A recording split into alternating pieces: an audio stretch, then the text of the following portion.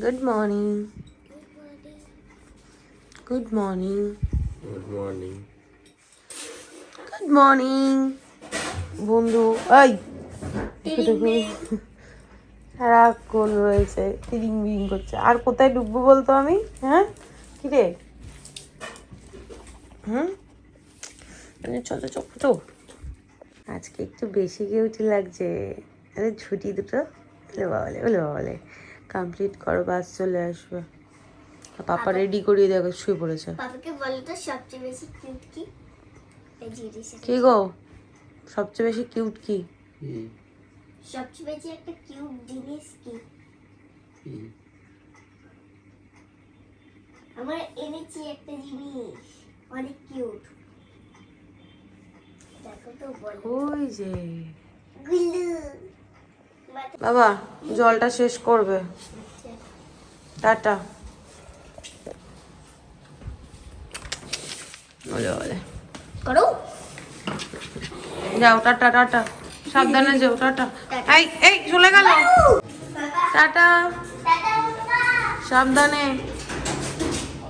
জলটা ফিনিশ করো, টাটা। না তোমাকে বাঁধাকপি খেতে হলো না, মজা পেয়েছো? করো না, রুটি খায় না, নষ্ট করে। বলছি কি শোনো না, বলছি চা পাতা নিয়ে আসো, চা পাতাটা শেষ। যদি সকালে চা খেতে হয় এরকম কালো কালো চা। মিস্ত্রিটা যে আসবে যে ভাঙতে, ওকে আগে জিজ্ঞেস করবে যে এমনি। মুখটা শুধু দেখো, হ্যাংলা। বাবা বাবা বাবা তোমাকে নুবু নতি ছুনে ছুনে দিচ্ছে। বিছানাটাকে কি করেছে দেখো গুটিয়ে। কিরে এনে। গুড মর্নিং, সুপ্রভাত, ওয়েলকাম টু আওয়ার চ্যানেল। আশা করি দর্শক ভালো আছো, আমিও খুব ভালো আছি। ঘড়ির কাঁটায় এখন বাজে 9:35। ব্লগটা শুরু করছি রান্নাঘর থেকে। আজকে ক্যামেরাটা অন করলাম কারণ রান্নাঘরে গেছি, দিদি এই জাস্ট বেরোলো, আমি দেখতে গেলাম যে দিদি সব কিছু গুছিয়ে গেছে, রেডি করে গেছে কিনা। আর কালকে কোহিনুদিকে যতই আমি বলে থাকি না কেন, সেই একই কাজ শুরু হয়ে গেছে, এখনো অবধি তার পাত্তা নেই। আমি গাছে জল দিয়ে দিয়েছি, জানলা খুলে পরিষ্কার করে নিয়েছি বিছানাটা। এখন রান্নাঘরের কাজ করবো, এতক্ষণ ধরে ব্লগটা এডিট করছিলাম। আমার চোখ মুখটা কেমন ফোলা ফোলা লাগছে না? আমি কিন্তু অনেক সকাল সকালই উঠেছি, সিনটি যখন স্কুল গেছে তখনই উঠেছি। আজকে 6:45 নাগাদ উঠেছি। দিদি আজকে এসছে 7:20-তে। দিদির আজকে একটু লেট হয়ে গেছে, তো উঠে আর আমি ঘুমাইনি। আমি ফোনটা নিয়ে একটু এডিট করছি, একটু সিনটিকে রেডি করাছি, এই করছিলাম।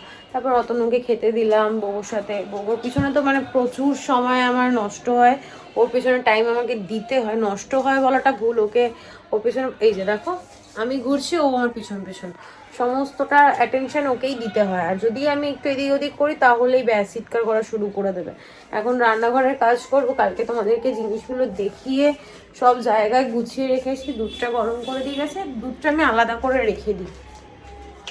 এই যে দেখো সব গোছানো, শুধু কালকে জামাটা ভাঁজ করে রেখে দিয়েছি, ওটা এখনো রাখা হয়নি, রাখবো। আজকে বিকেলে ইচ্ছা আছে একটু বেরোবো, দেখি যদি শরীরটা দেয়, শরীর পারমিট করে তাহলেই বেরোবো, আর নয়তো বেরোনো হবে না। কালকে না, আজকে না বেরোলে কালকে, কালকে না বেরোলে পরশু, বেরোতে তো হবেই। এখন ভাবছি আমি কাজ শুরু করে দিই। আর পরিণতির তো ফোন নেই, জিজ্ঞেসও করতে পারবো না কখন আসবে, তো আমি নিজের মতো করে কাজ করি। আবার আজকে দাদা, কলের দাদা যে আছে সেও আসবে, তাকে ফোন করেছিলাম সকালবেলা। আজকে পাইপ লাইনের পিছন সাইডের পাইপ লাইনটা ফাটাতে হবে, নাহলে পরে কোনোভাবেই পসিবল না, নাহলে 2 দিন ছাড়া ছাড়াই এরকম জল আটকে যাবে আর টাকা দিয়ে ঠিক পরিষ্কার করাতে হবে, সেটা তো পসিবল না। যতই আমরা ভবিষ্যতে এখানে থাকি না থাকি, তবুও এখনকার মতো কাজ চলার মতো আমাকে কোনো একটা ব্যবস্থা নিতে হবে। ওই জন্য দাদা এসে সব কিছু ঠিকঠাক করবে, ভাই অনেকটা সময় লাগবে। কালকে যেহেতু আমার বেরোনোর ছিল, ওই জন্য বললাম আজকে আসতে, তো 10টার সময় বলেছে আসবে। এখন আমি আগে বাইরেটার পরিষ্কার করব না, শুধু ঝাড় দিয়ে নেবো, মোছামুছি করবো না, কারণ তারা কাজবাজ করবে, নোংরা হবে, ডবল ডবল করে কোনো লাভ নেই। এখন ভাবছি রান্নাঘরটা পরিষ্কার করে ঘরটা ঝাড় দিই, ততক্ষণে হয়তো কোহিনুদি চলে আসবে। কাছাকাছিও আছে আজকে, কখন কি করব জানি না। আর প্রচণ্ড চোখ দুটো আমার খুব ব্যথা করছে, ফোলা ফোলা লাগছে না, কখন ঘুম থেকে উঠেছে তাও দেখো মুখটা যেন ফুলেই রয়েছে। যাই হোক চলো, সবার আপডেট দিয়ে দিয়েছে, আর বাজে বক বক না করে ব্লগটা শুরু করি। তোমরা দেখতে থাকো আর সঙ্গে থাকো।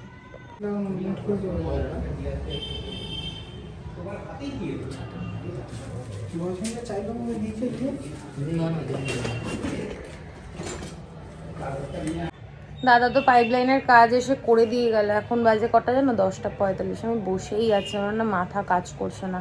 গামলা ভর্তি বাসন উপচে পড়ছে, রান্নাঘরের কাজ হয়নি।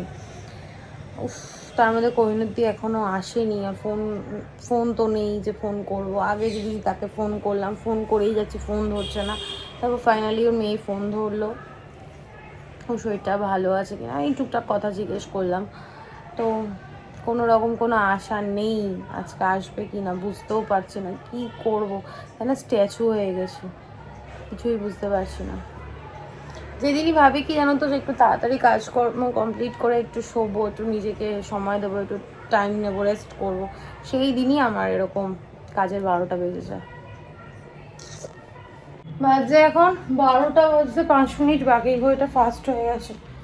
রান্নাঘরটা পুরো পরিষ্কার করে নিয়েছি। আর এইখানটায় যে একটা আমার সেলফ ছিল না, সেলফ কেন বলছে, একটা র্যাক ছিল, ওই র্যাক সেলফ একই হলো।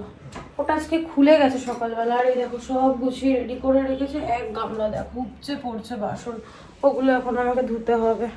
মায়ের সাথে সাথে কি বলছে, মাথাটা খারাপ হয়ে গেছে। মায়ের সাথে কথা বলতে বলতে ঘর দূর পরিষ্কার করে নিয়েছি একদম টিপটাপ। ঘরটা মুছেও নিয়েছি একবার। এখন বাসনটা ধোবো, তার মধ্যে সিনটি চলে আসবে, তারপর ডাস্টিং করব, ঘর মুছবো, খাবো। খিদে পেয়েছে, এখন একটু খেয়ে নিই, প্রচণ্ড খিদেও পেয়েছে। খেয়ে দিয়ে নিই, আজকে কি রান্না হয়েছে সেটা তোমাদেরকে দেখাই। খেয়ে নিই, তারপর বাসনটা ধোবো। এর মধ্যে আছে কুমড়ো ফুলের বড়া। বড়া যদিও গরম গরম ভালো লাগে, কিন্তু আমি যা কুড়ি আমি আবার করবো। সকালে রুটির সঙ্গে হয়েছিল বাঁধাকপির তরকারি, মাখিয়ে দিয়েছি, অতনু খেয়েছে, তারপরেও এতটা রয়ে গেছে। দুপুরে হয়ে যাবে আমাদের টক ডাল দিয়ে বাঁধাকপি খাওয়া হয়ে যাবে। আর হয়েছে হাঁসের ডিম। এই হচ্ছে আজকে লাঞ্চ। আর টিফিন বক্সে আছে 2টো রুটি। মহারানী আসেনি, মহারানীর ভাগে রুটিটা রয়ে গেছে। এখন আমি খাবো, খেয়ে এই যে এত বাসন আমাকে ধুতে হবে। আমার হালটা শুধু দেখো, সমস্ত বাসন আমাকে ধুতে হবে। দেখো আমাকে কেমন বিধ্বস্ত লাগছে দেখতে। এখন বাজে কটা 4:05। অতনু এসছে, একটা কাজও করেনি, হেল্পও করেনি। এই যে দেখো পোস্ট দাঁড়িয়ে আছে, নিয়ে এসছে গ্রসারি। সরো একটু, দাঁড়াও। আর এই দেখো এত বাসন আমি ধুলাম, আমার আর হাতের কিছু নেই। তুমি চুপ করো, তুমি আর কথা বলো না। তুমি একটা কাজ করো না, ওয়াশিং মেশিনটা খালি করো। সেটা তো আমাকে গালতিতে ঢেলে দাও, আমি মেলে দিচ্ছি। এগুলো চাটছে, আমি পরিষ্কার করছি। কি চাটছে? বাসনগুলো। করুক গে। যাই হোক, এখন জামা কাপড়গুলো মেলতে হবে, বাসনগুলো গোছাতে হবে। দরজা যে লাগিয়ে দিয়েছিল দাদা, ফোন করেছিল, আসছে। ওনার জন্যই ওয়েট করছিলাম, যে গ্রিল করবে আবার নোংরা হবে। এবার ফটাফট কাজ করবো, আর রেস্ট নেবো না। প্রচণ্ড শরীরটা খারাপ লাগছে জানো তো, ওই জন্য ক্যামেরাও আর অন করিনি। মায়ের সাথে কথা বলতে বলতে বাসনগুলো তো পরিষ্কার করে নিলাম। এখন এই কাজগুলো করি। চলো দেখাই তোমাদেরকে কি কি গ্রসারি এসছে। সেরকম কিছুই আসেনি, আটা, ময়দা, চিপস, তেল, এই টুকটাক। এটা দিয়ে আসতে হবে না তো, রেখে দিলে তো দিয়ে আসো, জঞ্জাল তো। 2টো চিপস আনতে বলছি, 2টোই এনেছো? এটা কি ফ্রি দিয়েছে? এটা চা পাতার প্যাকেট, আর তেল আছে, আর আটা আর ময়দা। আর খুলে দেখালাম না। রিফাইন তেলটা আনতে বারণ করি, রিফাইন তেলটা লাগে না আমাদের, সর্ষের তেলটাই লাগে। ব্যাগটা এখানে মেলে দিই, যদি এবার চুরি হয়ে যায়। সব তো চোর ছেঁচোর থাকে। ওয়াশিং মেশিনটা না জানো তো সার্ভিস করাতে হবে। ওয়াশিং মেশিনটা ফার্স্ট টাইম চালালে পরে 4C হয়ে বন্ধ হয়ে যায়। সিরিয়াসলি কেন হচ্ছে এটা? চলে বাজে এখন 10:30। আর আমি এখন ক্যামেরাটা অন করলাম। এতক্ষণ পর আমি সময় পেলাম তোমাদের সাথে কথা বলার। গলাটা একটু বসে গেছে। দেখো সিনটি ঘুমোচ্ছে, সিনটির খাওয়া দাওয়া হয়নি, রাতের ডিনার কমপ্লিট হয়নি এখনো। বোবর হয়ে গেছে, বোবকে দিয়ে দিয়েছি। আমি স্নান টান করে ফ্রেশ হলাম। তোমরা বলতেই পারো এত রাতে কি করছিলে? এতক্ষণ কি করছিলাম? শুয়ে বসে ফোন ঘেটে টিভি দেখে এইসব করে আমি সময় নষ্ট করেছি। দুপুরবেলা কাজকর্ম শুরু করেছি। তারপর গ্রিলের দাদারা এসেছিলো, আমি ভিডিও করতে পারিনি, ভুলে গেছিলাম অ্যাকচুয়ালি। তখন জামা কাপড় মেলছিলাম, কাঁচা ধোয়া হয়েছে, সেগুলো মিললাম, তারপর ঘরটা একটু গোছালাম। আমার ঘর গোছাতে না ভীষণ সরি, আমার ঘর গোছাতে না ভীষণ ভালো লাগে। মানে সারাদিন যদি আমাকে বলো না ঘরের জিনিস গোছাতে, এদিককার জিনিস ওদিক, ওদিকের জিনিস এদিক, নতুন কোনো জিনিস দিয়ে ঘর ডেকোরেশন করতে আমার ভীষণ ভালো লাগে। রান্নাঘরে তোমাদের দেখালাম সকালবেলার একটা খুলে গেছিলো স্টিক, যেহেতু স্টিকের ওপর থাকে। আমার চুলের না এই কালারগুলো এতটাই বেশি ডার্ক হয়ে গেছে, মনে হয় কি লাইটে যে চুলগুলো আমার সাদা হয়ে গেছে, চুল পেকে গেছে এরকম লাগে। যাই হোক, যেটা বলছিলাম, তো ওইগুলো স্টিকের ওপর যেহেতু থাকে, ওই স্টিকের যখন আঠাটা কমে যায় খুলে পড়ে যায়, তো ওইটা ভাবলাম গ্রিল করেই একবারে ফিক্সড করে নিই। গ্রিল করার যেহেতু অপশান আছে। আর ডোর আমাদের যে দরজা লাগিয়ে দিয়ে গেছে, আমি ডোর দিয়ে সেভ করেছি, তো ওই জন্য ডোর মুখ থেকে বেরিয়ে গেছে।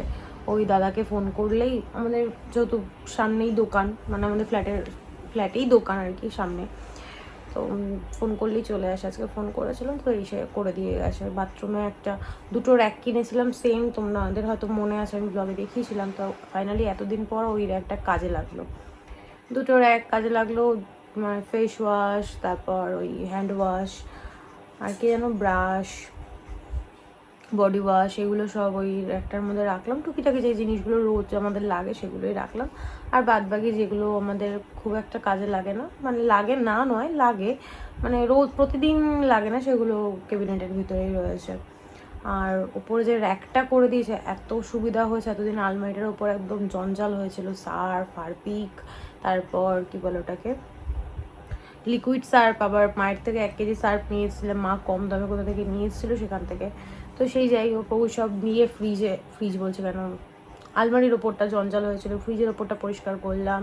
তারপর যেখানে আমার ওই কাপ প্লেট এগুলো সব সাজানো থাকে সেই জায়গাটা একটু গোছালাম, বাইরের টিভি ক্যাবিনেটটা একটু গোছালাম। এই করতে করতেই সময় চলে গেছে। আর ক্যামেরা অন করে কাজ বাজ তোমাদের সঙ্গে শেয়ার করিনি, বারবার করে ক্যামেরা এদিক করো ওদিক করো, এমনিতেই আমার মাথা যন্ত্রণা করছিল। আর এমনি মাথা গরমও ছিল আমার, কোনোদি আজকে আসেনি, অত বাসন আমাকে ধুতে হয়েছে। আমি বললাম তোমাদেরকে সব করতে পারি, ইভেন বাথরুম পরিষ্কারও আমি করে দেবো, কিন্তু বাসন আমি মাজতে একদমই ভালোবাসি না, একদমই না। যাই হোক, চলো এখন আর বকবক করবো না, মামা আসবে, মা আজকে তরকারি পাঠিয়েছে, চলো তোমাদেরকে সেটাও দেখাই। আর ঘরটাকে এভাবে গুছিয়েছি, চলো সেটাও তোমাদেরকে একটু দেখিয়ে নিই। চিনটিকে এবার তুলতে হবে, এবার খাওয়া দাওয়া করতে হবে, অতনু আসুক তারপরেই খাও। 10:30 বাজে, আর 0.5 ঘন্টা, 11টার মধ্যে চলে আসবো, 11:30টার মধ্যে আমাদের ডিনার হয়ে যাবে। চলো পরে দেখা হচ্ছে। এখন তোমরা দেখো আমি কীভাবে ঘরটাকে গুছিয়েছি। প্রথমে দেখাই টিভি ক্যাবিনেটটা। আমার গলাটা না বসে গেছে না, তো এই রাত বিরাতে স্নান করি, তো এই দেখো একদম সিম্পল, কিছু হাবি জাবি জিনিসপত্র রাখিনি, একদম সিম্পলভাবে রেখেছি, কারণ দরজা খুললেই এটা একদম চোখের সামনে। তারপর এইখানটা এই যে গুছিয়েছি, দুদিকে দুটো ঘোড়া, মাঝখানে আমাদের ছবি, আর দুদিকে দুটো হাতি, আর আমার পূজায়ের ছবি। এটা আমার একদম মানে পোষ্য বলে না, যখন একদম সবার প্রথম যে পোষ্য ছিল সেটা হচ্ছে ও। এই দেখো কি কিউট ছিল। পূজাই, ভালো থাকিস, যেখানেই থাকিস বাবা। মা আবার ফোন করছে। এই যে ফ্রিজের ওপরটা এভাবে গুছিয়েছি, আলমারির ওপরটা এইভাবে গুছিয়েছি, একদম পুরো ফাঁকা। আর খাঁচাটা দেখো একদম ফাঁকা, একদম ফাঁকা। চলো ও রান্নাঘরটা দেখাই, দাঁড়াও।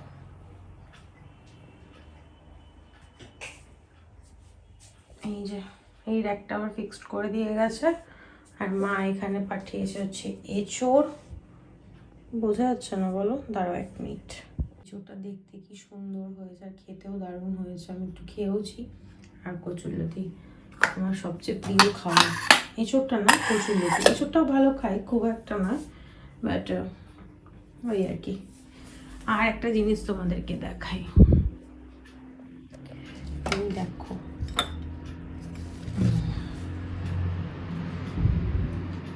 সুন্দরবন ফরেস্ট হানি, অতনুকে কেউ দিয়েছে, ওর কোনো কাস্টমার গিফট করেছে। কি সুন্দর না এটা দেখতে, ভীষণই সুন্দর। আমার খুলতেই ইচ্ছা করছে না, বিশেষ করে এই জিনিসটার জন্য, ভীষণ ইউনিক আর খুবই সুন্দর লেগেছে। আমি ওর জন্য ডাইনিংয়ে রেখে দিয়েছি। বাজে এখন 12টা, চোখ মুখের অবস্থা খুবই খারাপ। আজকে সারাদিনের ধুলো ময়লা ঘেটে ঘেটে না একদম মুখের মধ্যে সব বসে গেছে। যতই ফেস ওয়াশ করি আর যাই করি ততক্ষণ আর শ্যাম্পু দিয়ে ভালো করে স্নান করতে পারছি ততক্ষণ নিজেকে ফ্রেশ লাগছে না।